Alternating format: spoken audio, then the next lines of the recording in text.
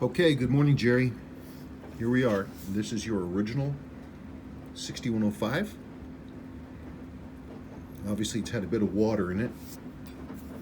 Just to recap, it also had a late servicing where the handset was replaced, but by this point, Seiko had run out of the standard 6105 hands, and so 6139 hands were substituted, and I see that actually a lot. So that's not unusual. You're looking at relooming and replacing those hands with stock. We definitely have some corrosion going on inside, but goodness knows I have seen worse, and the balance is still free. So I guess we're going to see what's going on.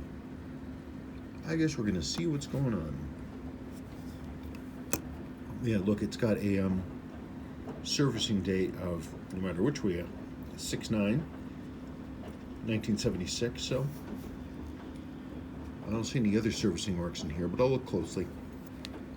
Anyway, okay, onward and upward. Let's do it. Well, it's definitely had some work before. Sure can see that. This is train bridge. Now, firstly, not too much water on the movement. That's good. We had a lot on your movement ring. See all that corrosion there. But someone did do some work on this thing. They replaced the bushing, upper bushing for the third wheel with a big old jewel. So that's interesting. Somebody had fun with that. So we'll see how that looks, and we're also going to look at this one here. This is the one that normally wears out, but they swapped out that one first. Yeah, your movement ring spring. It is toast. Okay. Yeah, your lower mainspring arbor port is roasted. That's not unexpected. You can see this black stuff here. That's material. That's actually dirty, dry old grease lubricant from the barrel. But you see the lower one is so lower port. The one below this, the other end of this thing here, is so worn that the whole thing is tipping over, and this ratchet wheel is grinding into the top of the train bridge. So that'll get machined out, and I'm gonna have to replace that upper one too. When they're this bad, they're just gone. It's just the way it is. Alrighty, look at all that grot. Isn't that fun? Fun stuff. Okay, well, there's the dial in the hands. You can see that we had some pretty amazing water intrusion in here.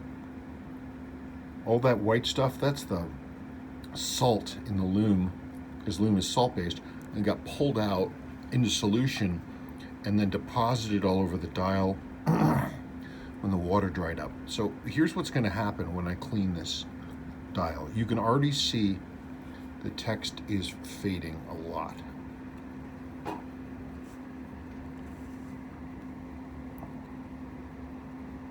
See, it's already fading here and up here. This, what water does is it gets it makes the printing sort of steam off the surface. When we're done cleaning this, pretty much all the printing is going to be gone. I'm hoping some of the chapter marks will stay. I'll do what I can, but you're going to have to resign yourself, unfortunately, I'm sorry to say, to losing the rest of that text. It's going to be gnarly, but we'll see what we can do. Wowzers. Okay. Well, there you go. That's the top of your barrel. You can see the wear on the edge from it tipping over, and there's your lower mainspring arbor port, and we see that is just ovaled out like crazy, and that's going to have to be machined out. Put a jewel in there. Goodness gracious. Okay, moving forward. So the movement actually generally wasn't bad. I mean, it had like rusty crap in it and stuff like that, but nothing terribly, terribly damaged. Like sometimes you'll get water running in between the plates and it'll just get eaten, but it's not actually that bad. So we're there in the cleaner. It's manually cleaned. Like it's a lot of hand cleaning, but and you can see the mainspring arbor jewel right there. That's that purple thing there. Your case is pretty worked. That is your original chapter ring. These are multi-layer things. They're black and then they have sort of a matte coating over the top. This one was the salt and everything got into it, and so I'm gonna have to clean that off. So I'm gonna re-clear coat this with matte to make it non-gloss again. Your case, well, it'll clean up. It is what it is. But your click ball is missing completely, and this is the click ball hole where the spring is. Hopefully the spring is down there, but I'm gonna have to dig and see. Also, for your indicator ring, for the insert on your rotating ring, the pit window is just missing. It's just gone. I was hoping it was underneath the bezel, but it wasn't there. So I'm gonna have to recreate that, and I'll relume that new pip to match the dial in the hands. I don't think the replacement hour and hands that were in this one, I don't think they're salvageable. I'm trying to clean up the sweep hand now, but I don't know what we're gonna get out of it. We'll see. Okay, moving forward. Oh, now here's the fun thing. Here's the fun thing. Pulling this crown apart. Oh, it's always so fun. So fun to pull these things apart and see what we find in there. Okay, so that's the next thing. So hey, look at that. I got your spring out. There's your click ball spring. It came out intact out of that hole. So that's good. Hey, it's one less part we have to deal with. Wow, it's amazing. But that's good, because if that thing was really rusted and banged in there, clearing that out can be a real trouble sometimes. Okay, let's move forward. So, in process on the dial, working on stuff. Believe it or not, this is far better than I thought it was going to turn out, but I'm not done yet. Not by a long shot. I pulled the applied logo here, which I'll put back, and the date window would allow me to clean the surface and trying to get a lot of that old salt and crap off, but a lot of the top surface of the dial, the top clear coat, is damaged. You can see what it's supposed to look like right there. That for some reason water didn't pool in this area, it just pooled in the rest of this area. But I have a secret plan and we'll keep it going. So far this is pretty clean and we haven't lost any more text. So it's a good start. I'm gonna start working on the loom and some other stuff here as the movement runs in. Should be fun. There's your crown and stem all rebuilt. I wish I'd taken a picture when it was in pieces, but put it in all apart just like that. Here's the old seal. There it is, and that was just a bunch of fun to get out. This crown did not want to open up, but there it is, all ready to go, perfectly clean, brand new seal inside, ready to go. Believe it or not, this simple scene with this movement running and all the things happening, that took days to do. It is amazing the amount of damage that water will do to a movement. I had to polish pivots, and I had to swap out a jewel, and I had to look at balances, and I had to do all kinds of crazy extra cleaning stuff, because the problem is not just one thing will be bad. You'll have multiple things that are bad, and they overlap and cause different issues. So hunting down the one issue is tough, and when it's at least 4 issues, that makes it even harder. When it's multiple issues beyond this, because again, I had to polish pivots and do all kinds of stuff and work on reducing lash and everything. God. But here it is. It's Sunday. I don't work on the weekends, right? I worked on this thing. I've been working on this thing for days and days, on and off. So anyway, this is your pallet fork bridge. This is your pallet fork. There's your balance. All of these things were bad because the water got to all of them. This is the bushing for the for the upper bushing for the fourth wheel, and I've replaced that with a jewel. I also replaced your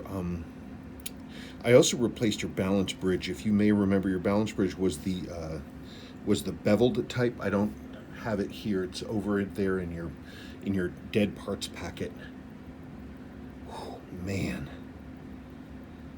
Anyway, so I replaced that as well because the moisture did all kinds of crazy things to the adjusters inside, and I haven't even put the front end of the movement on. It's amazing. This is just the strip movement. There's nothing on the calendar side, but it's running now. Wow. Anyway, making progress. Oh, and I will be happy to show you your dial.